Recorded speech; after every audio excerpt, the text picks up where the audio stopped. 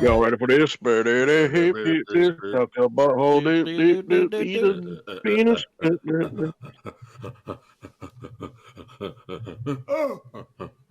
Well, now that the Bushman had his mating ritual complete, The Bushman. we're back with Reel to Reel, my boys, my big broichy boys. We did it. We're back. My big broichy Bushman boys. And the Bushcrafters. The Bushcraft. We're coming back after a little hiatus. That we had a nice holiday. I'm sure we watched a ton of films during that holiday break. But Sure. the last film we watched was what, Wilson? What was the last film we watched? It's been a while. I think it was Sorcerer. I think it was Sorcerer. So the fucking what was it? Sorcerer. Oh yes, Sorcerer. That was good. Yeah, I remember we talked about it for a good while after we watched it. Like, it was just a good flick. Like, simple premise and everything, you know. And I forgot our discussion. I guess go watch our discussion on it because we had a lot to say about it. It maybe it's weird to say. It feels like a gauche kind of thing to say when it's like your choice that you picked, but I still think about that movie a lot because it's like when I think about really specific tone and atmosphere that is 1000% in the blood of a movie, I think of something like that. Yeah. The blood. The atmosphere of that movie was really good. And I liked the setup and the setting where the three different stories kind of merge together and you're rooting for all of them to kind of, you know, get out of their situation. Yeah. And it descends into madness, which is great. Since the last time that we talked, like I've created a reading list of like, and I've bought titles of like UFO centric books, and like I've been exploring things that have been firing my passions, and things like Bushcraft, like Sorcerer. Well, yeah, Like Bushcraft. That's what I just want to use the word Bushcraft as much as possible. Do it. I love that word so much. But yeah, you're talking about just all the media that you're getting into after our little hiatus. No, it's not just media. It's what else? Taking the things that maybe are captured by media, sure, but like the ideas, the things that really get you excited. Like I like mystery. I like creatures. I like thinking about things that are kind of spooky. But you're buying media that, you know, is centered around those things, right? And you're getting into them. Yeah, I'm getting right into them. I told you it was those bushcraft. Those creepy crawlies out there in the bush. Well, today we have the slinky slizzards. We have some more films, or I have one film, I guess I should say. But we're gonna how many fucking movies we watched? We're continuing this connecting thread series that we have going on, and it took me a while to remember kind of why I chose this, but it's totally along the lines of what we're talking about right now, which is like survival in the wilderness and things like that. We're watching The Grey. Ooh. Oh, is that the Liam Neeson movie? Yes. The Liam Neeson? Yes. Oh, nice. I've never seen that one. Oh, okay. Oh, nice. Have you seen it, Brad? I have, but it was a long while ago. It was when it came out. Yeah, it was in 2012 it came out. Yeah, it was one of those Neesons that was kind of under the radar for me. I don't think I saw it in 2012. I might have saw it. Yeah, it came out around the Taken 1, didn't it? Maybe. No, it was more recent than that. It was around the time where Takens were coming out, and like that was what he was known for. Jesus. Oh yeah. Like he had like 3 Taken movies, right? Yeah. But it was in the Neesonsance. Yeah, the Neesonsance. Neesonsance 2. Yeah, Taken was 2008. So it's 4 years after. The Renaissance. Yeah, the Neesons. The Renaissance. So Taken 2 was released in 2012 also. Oh, wow. Well, yeah, so this definitely... It was in the midst of the Neesonsance, the Renaissance. So... When he became an action boy for a long time. Now. Action girl now. Yeah, buddy. Until it got to a point where it was like direct to streaming or direct to video. Yeah, he did a movie recently based in North Dakota as he was an ice road trucker, and it was like Nice. he was from like what are you he was doing? from dude? North Dakota. Like he played a character from North Dakota. No, he's and not. He had a brother that had was on the spectrum, I think, and he was his mechanic on his truck. Like it was a big deal that his brother was a savant when it came to fixing big rigs. So that's not what the story's really about. It's about just driving trucks. Cool story, Neeson. That one came out recently. So yeah, he's been like just Neesonly? shooting by the hip a lot. Just I'm gonna do this now. I'm gonna do that. I'm gonna go crazy. So this movie, The Grey, and I'll Yeah. Well, it's called The Ice Road. yeah, I'll leave it up to you guys to kind of figure out what I'm thinking of the connecting thread is, and then I'll talk more about that and how I perceived when I watched it. It kind of struck a really interesting chord with me, and what we'd like to do is kind of analyze the movie a little bit and maybe dig deeper than what the message of the movie is kind of saying, instead of what you maybe perceive when you're watching it, like, oh, this seems kind of like it's just a interesting thriller or drama, and we kind of dig a little deeper to figure out what the true essence maybe of it is. And this is a perfect movie to do that with, trust me. And we'll talk about it definitely in our discussion afterwards. So I feel like this is going to be a tight little movie. Like I know that the as far as cast as far as cast goes, I Tight know little it's movie. pretty lean. Like you got the Neeson, you got some wolves. There's probably a supporting cast, but A little bit. I don't see this being like a. I think we're just going to be with the knees. I don't think we're going to be cutting back. knees up with the Neeson. Up to Mostly up Neeson. to my knees with the Neeson. Mostly Neeson. Neeson's got it. decent Neesons. But I think I don't know. I'm excited for this. There's aspects of this that that seem like they orbit around some really interesting stuff. So yeah. I don't know how to phrase it. I guess we'll have to see what's in the movie, but I've been interested in something like this. So maybe We'll see. We'll get into the movie and we'll come back to you when we're done watching it. This is 117 minutes, so we'll be back soon. 117 Dalmatians. See, what, Eric? Would you not call that a tight little movie? 117 minutes? 117 minutes? That's under 2 hours. Yeah. We can do it, boys. Barely. And now, our feature presentation.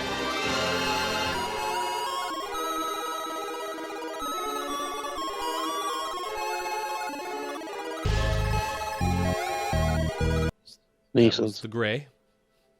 Now, I have a lot to say about this film, but we're gonna start by talking about the last film, which was Sorcerer.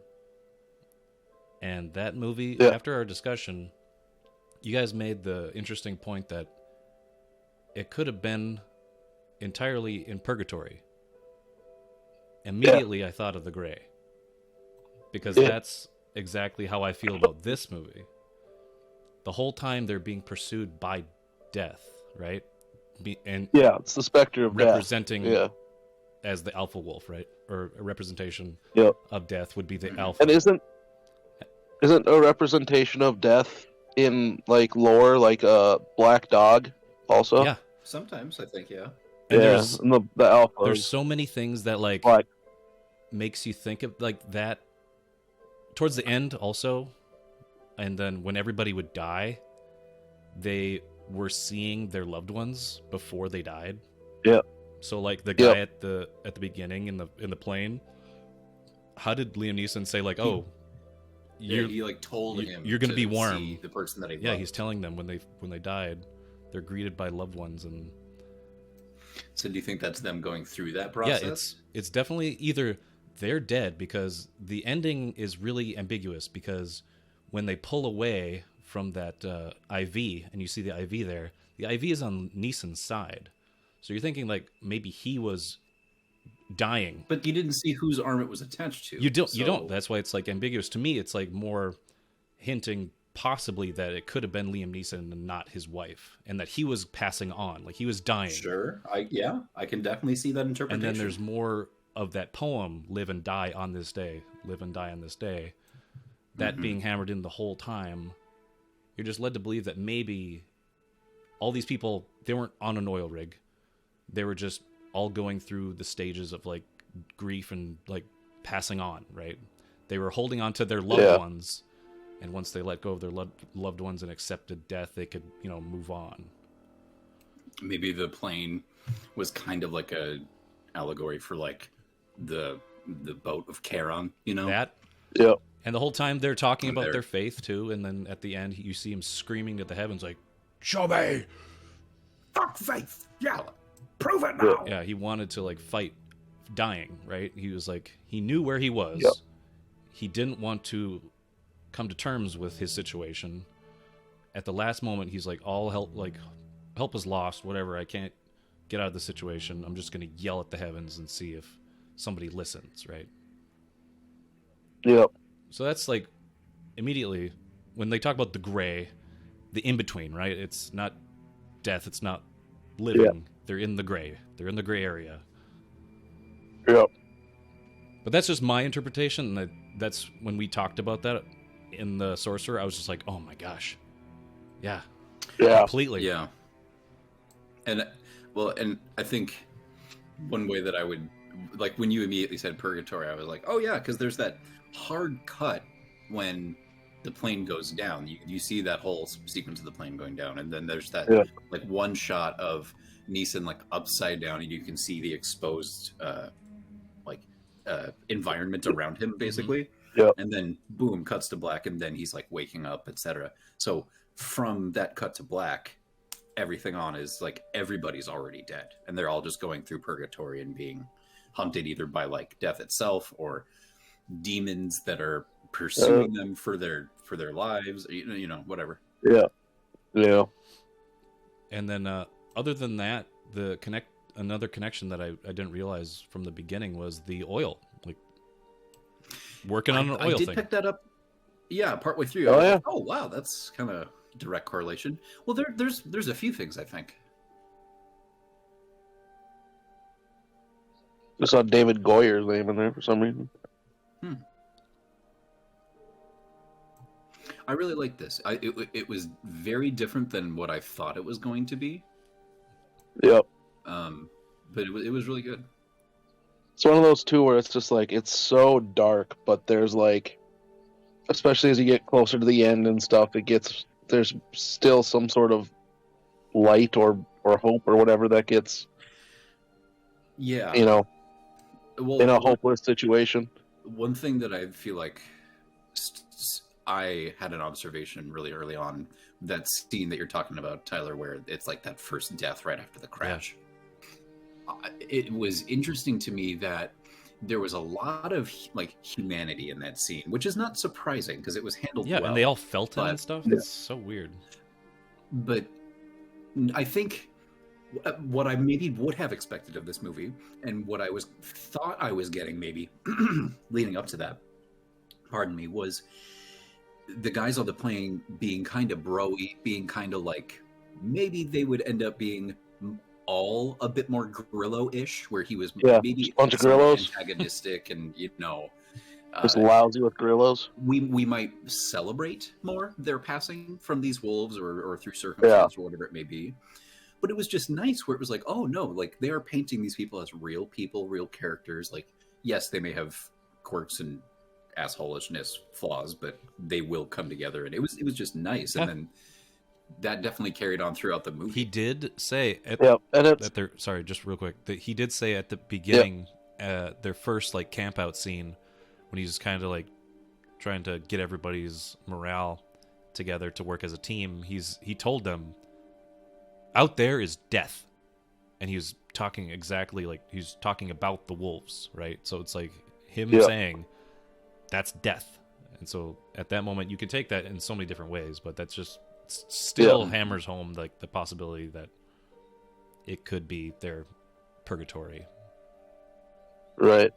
And then just like we were talking about how you'd assume because of the amount of time spent and lines given to that one guy, the long-haired guy, that he would last longer, but it was to give him, like, after the fact, it's to give him character development right away before he dies, because everyone else is going to get their character development after him, right?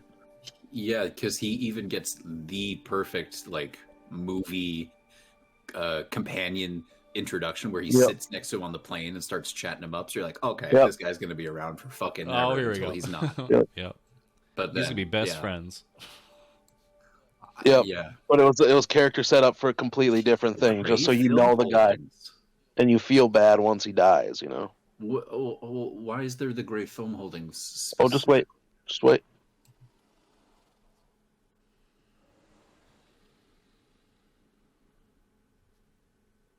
One last breath of the alpha.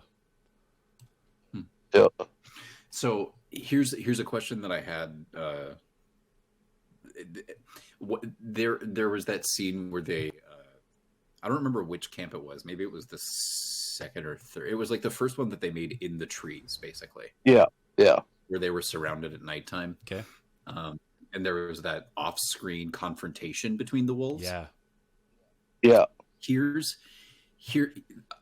I might have gotten this wrong, but here's kind of how I saw the like rundown of the wolves was, there was like a pack of wolves, and then maybe there was one really big one who wasn't an alpha but was an outsider, and then when they got surrounded like that outsider, that big outsider, came and challenged the alpha and killed the alpha and became the new alpha. Or was I wrong there? I don't know. I think what happened there was the wolves wanted to fucking go in on the guys, but the alpha was like, nah, dude, and the other one challenged him, and the alpha fucking put him in his place. Yeah. And then he came back, and then they told him to go attack Grillo, and then they killed that one, and then they ate that one. Yeah. That was the one that got, that makes sense. The one that got fucking challenged and punked out was the Omega that came and went after Grillo. I thought the Omega was just different because I thought the Alpha killed the other one that challenged him. I don't know. I mean, we don't really know for sure. Yeah. But because he called the Omega an outsider. He's one that got fucking booted from the crew, essentially. Yeah, they still cried for him too. I just it seemed to me that there was like a paradigm shift almost, where it was like they're not like I don't know. I just read it a different way, I guess. But they did It was basically just establishing, to me, it was just establishing that the alpha calls the shots, and he's the one that you got to watch out for. They're setting him up to be the final big bad, right? To show that he shut all of these fuckers and he sounds up. like a train. Like he sounds not real. Gosh, like he sounds. The wolf does not sound like a wolf. It sounds like some kind of ethereal beast. Like I can only imagine seeing this in a theater where you can like hear the snow crunching, and then like the moments of the wind roaring, the silence, the wolves. Trust me, I want like a 4K restoration of this movie. It would be the most beautiful thing ever. This would probably. I remember seeing. I did see this in theaters when it came out. I think I went with Chucky Krang, if I remember correctly. I think I ended up skipping it because I thought it was going to be just different than what it was. So yeah. How about how they represented the wolves at the beginning? Oh, that was with just lights the whole time. Really, it's the classic like horror movie thing too, where it's like it's part budget saver, but also like it works really well for setting atmosphere, where you just have like. You just see the eyes light up, where they just show up, and then they fade into the darkness, or you see the breath in the air in the distance, or like and like you hear them, you hear the sound surrounding you, and just like there was like that one moment where it was just the alpha who howled, and it was like that big plume of smoke or of like steam, and you're like, Yep, He's big. exactly. That's a big boy. Yeah. I mean, when it was the dark and just pop, pop, pop, pop, pop, pop, pop, all the eyes opening up, you're like, oh my god. Yep. Do you, like that's part of, I think, the terror that we can't even conceptualize that is so scary is like this, and maybe like Jaws and maybe a few other things that touch reality pretty closely. Yeah. Is it does like brush against your brain where you're like, hey, this could actually happen, where you could be in the dark in an environment with wolves, and all of a sudden you have one light source and you have a lot of friends. Mm-hmm. Yep. You got sea Jaws and you got land Jaws. You know what I'm saying? There's a little bit of that alien element too. Like it's both Jaws and Alien have that thing too, where it's like I was saying, it's budget saver, but sets atmosphere and like and creates fear by like kind of not showing you the whole monster or not showing all of everything until it's fucking go time. You know, I think the first real time that we like distinctly, clearly see the wolves is when it's those two chasing those guys right at the river, right at the very end. I think before that, it's always like from the distance or something. Covered by snow or close-up shot of the face or dead body or you never get real close-up until you get towards the end there. They did a good job of, at least with the alpha, because he was really the only one that they like characterized. Yeah. They did a really good job of finding a good balance between having him emote but not be cartoonish or overly characteristic. Yep. You saw the anger and the like ferocity behind his eyes, but it wasn't like unnatural. It looked like a motherfucker ready to just murder you. When he locked in on specific dudes, it was like, oh boy. Yep. Yeah, that was good. Yeah, when they had that fight initially at their first camp, or no, their second camp after they were talking about the shotgun sticks things. Yep. And then they got in a fight. Liam Neeson was like, let's fucking go. And then they had a tussle, and then he got up, and Grillo like stared at the alpha from upside down, and then they just stared each other down, and he took that one step, the alpha, he took that one step forward. Yep. And then Grillo's like, Grillo stepped back. Get back in line. Yes, he stepped back. I was like, who's not scared? Come on now. Now, was that the alpha or was that the omega? That was the alpha. That was the alpha. Definitely the one that Liam Neeson kills at the end. Because the omega then shows up after that to fucking fuck up the Grillo. But yeah, that makes sense because it was black too, just like the alpha.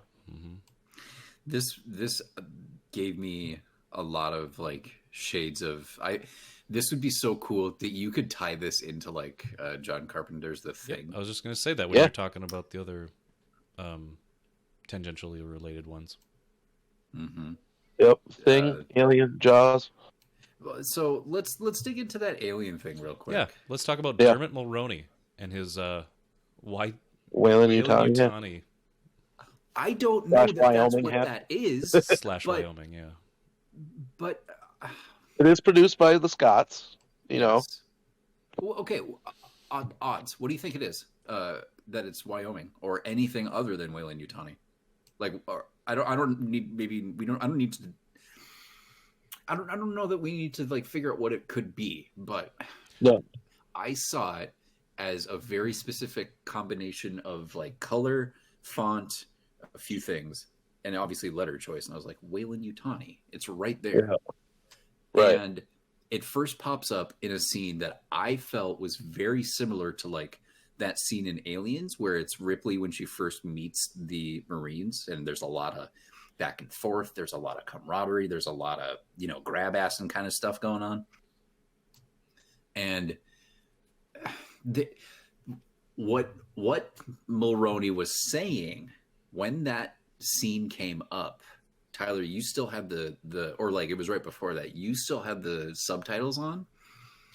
And I caught a couple of the words, but I had no context for it, obviously. And then when he was speaking, his first line, it picks up partway through his sentence, and he's saying something about like Yeah, and then they kill you with a disease at the end. Or he said something like really weird. Like I don't know what the fuck he was talking about, but Interesting. this even has shades of Predator too. Yeah, definitely. It's like the apex predator, you know? Well, you've got a group of men in a forest setting that are like making a stand against a foreign element to them. It may not be from outer space, but it's not their typical, bread and butter. Yeah, there's a lot of different themes you could pick up from this movie. You've got like the one sole survivor who's got the set of skills to possibly get the job done.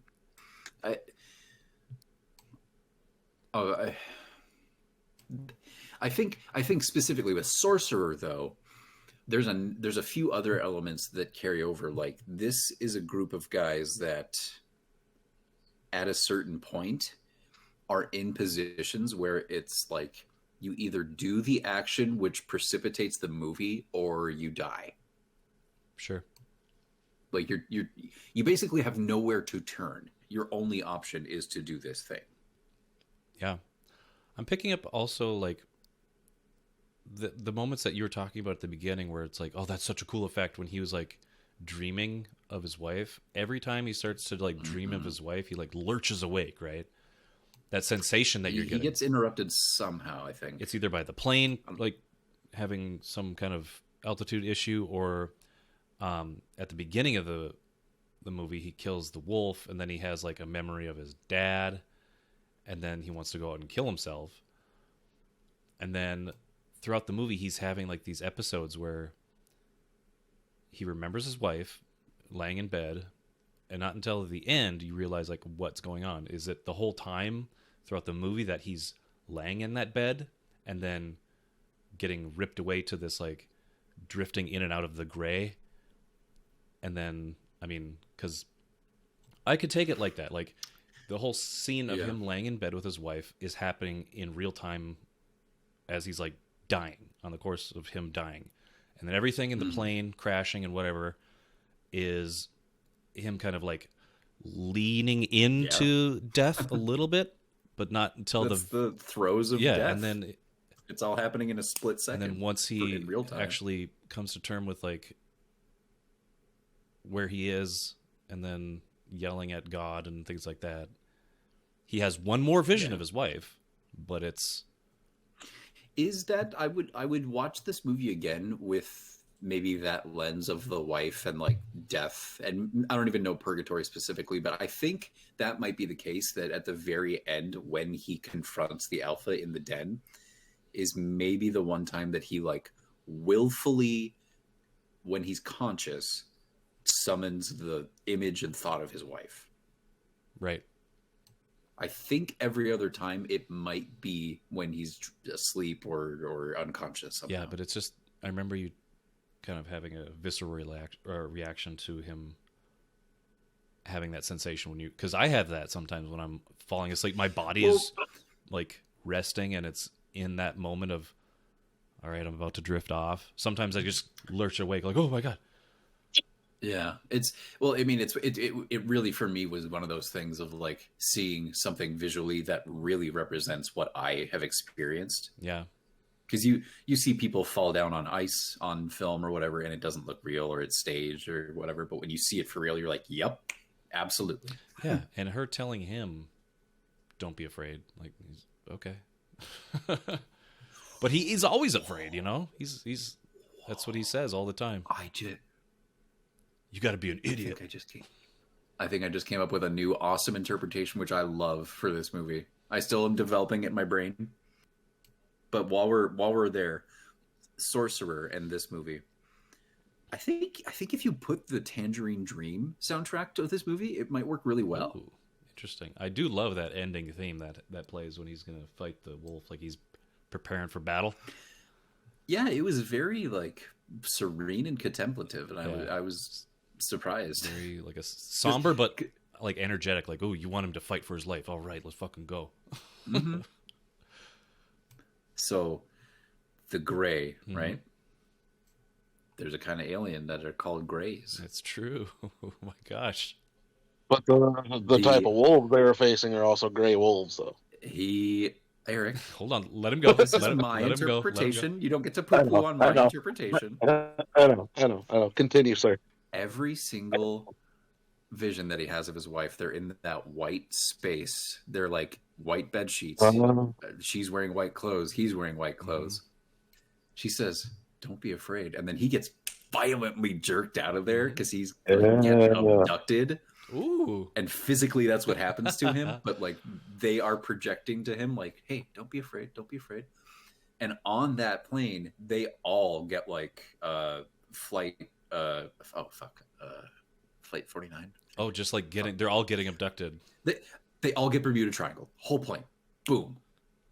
And the rest of the movie is like a maybe Matrix like projection, we'll say, from the Greys of these guys basically as test subjects and just being like, what the fuck's going on, man?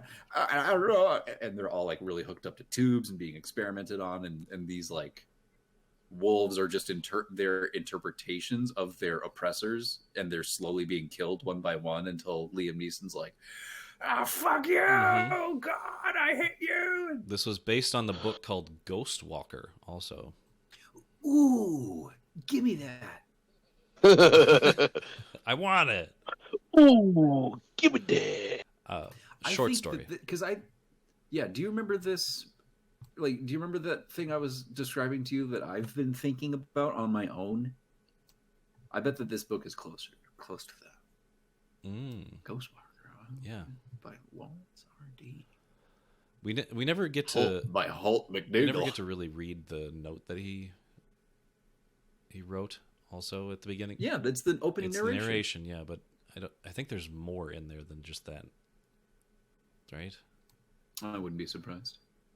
And what's the note going to? You know, like why is he writing the note? Is it just like a suicide letter and that's it, or what? His note that he writes, like if you're yeah, it's a suicide letter, like leading to believe that he. But is it though? Like, other than that, like, what could it be? Is it just like his thoughts? Is it? Well, that's what he was. I mean, I'm sure some of what he was saying right away in the opening narration was being written in there, but that's what it was supposed to be, and then he was going to shoot himself, right? So that was going to be that was like his goodbye letter to his wife. Yeah, he didn't believe in the afterlife. Yeah. The second that he had that flashback of his wife, I was like, she's dead. It starts with dearest one, so it's like, yeah, she is dead, but like, why is he writing a letter to a dead person? But even if I don't know what to me gave it away immediately that she had passed, but I knew it immediately. So I think that's like the baseline, like overt. Yeah. What they want you to take from this movie is like, oh, Liam Neeson, dead wife, got it. I do like any interpretation other than that, though. Maybe I don't know. I'm fine with him having a dead wife, but I do like it being more. But he had lost his wife in the real world not too many years before that. Very true, and I remember that being a part of this movie too, because it was about him losing a significant other. So it's like, how are you gonna act like that? He's like, well, just take from. Well, I was taking a little. Let's take a little peek at the IMDb trivia for it. And then the director said told him to kind of access those emotions, essentially. Because this is just about death. Like, this movie's about death. To access the grief he felt and whatnot over the loss of his wife. Any other things to say about the movie? Well, yeah. This is great. It's just like we said, like it's good. It's a great ponderance on death and a good there's a good, you know, it's a good like analogous play on the specter of death and acceptance and all that stuff and grief. Very winter vibes. I would say watch this in the dead of winter. Yeah, big winter vibes. Apparently, too, I was in that trivia. They're saying that was often like get to -40 where they were filming, and a lot of the weather that you're seeing is it's the real weather. It's not CG for the majority of it. My God. Yeah. Yep. So it wasn't a comfy shoot. No, it sounds like, Liam Neeson beat Leonardo to the punch with, the Grey. Yeah. And They were filming in British Columbia, I think, is what it said. Yeah. The Great White North. Yeah. So it's Eric's turn now? It is. Shall be Eric's turn. Do you have any do you have to do a little think? That's fine. I mean, it took us a while to come back to this that's what I'm going to have to do a think on. I think that this would be a really cool movie to see in black and white as well. Yeah, that would be. Yeah. Because it's not like color matters too much in it. And it's a lot of darkness anyways. Very true.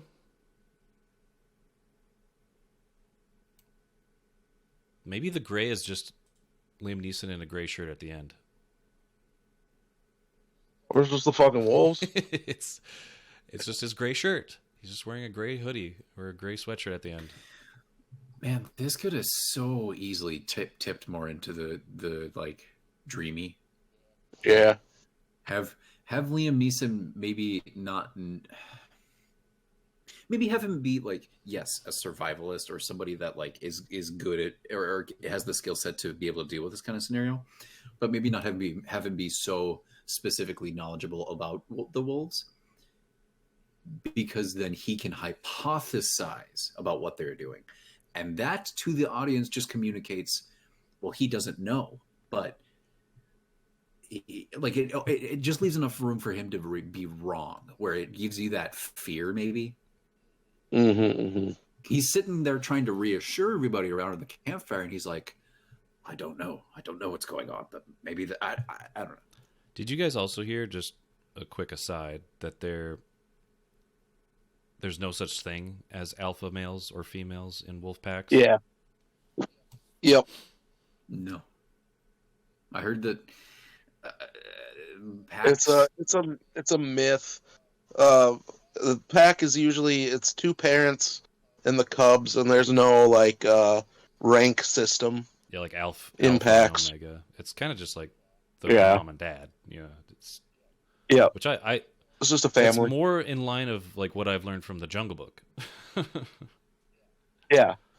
And needless to say, a lot of environmental people were not happy about this movie, because it paints wolves as, predatory human killers, when wolf attacks are very rare, and they would almost never actually approach a group of healthy humans, Right. It's kind of like the Jaws effect, right? Yeah. They were worried it was going to be a similar thing to that, but yeah, it wasn't. Greg Nicotero, the guy that did Walking Dead, he did all the Walking Dead effects for their, that bottom half of the body that we saw probably, and all the scars and stuff. Yep. So good stuff there too. He was also in the movie too. Oh, I guarantee he was in it a bunch. He was Duke Chavis. That's good trivia. What was his character name? Yeah. No, I really did like that nobody was like... I think it was okay for Grillo to be somewhat of a secondary antagonist, but I like that he did kind of like even out and get to work with everybody. Yeah. Right. He grew on a little bit, I figured out where I saw the fucking the young guy that dies at the beginning with the long hair. Mm-hmm. The movie The Ruins. That's where I know him from. Don't know that I've seen that. That sounds interesting. Is that your movie?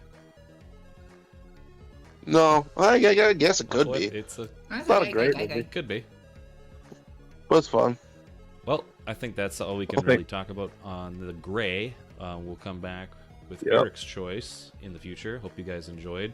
Go watch The Grey. Well, go buy it. Go watch other Liam Neeson movies. Watch the Neesons. Take in the Neesons. Absorb the Neesons. Absorb the knee.